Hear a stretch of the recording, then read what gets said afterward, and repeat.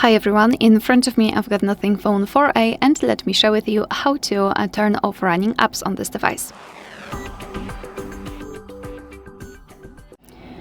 So to be exact, this tutorial is about turning the apps that were previously opened by you and they are stored in recents. So basically we have to open the recents, and depending on what kind of navigation type you've got set, you can do it differently. So if you've got the 3-button navigation, simply tap on the button with a square icon.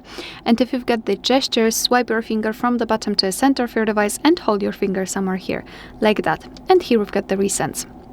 So basically all you have to do is to either turn them off manually just by swiping them up. However, let's be honest, it's not really that efficient.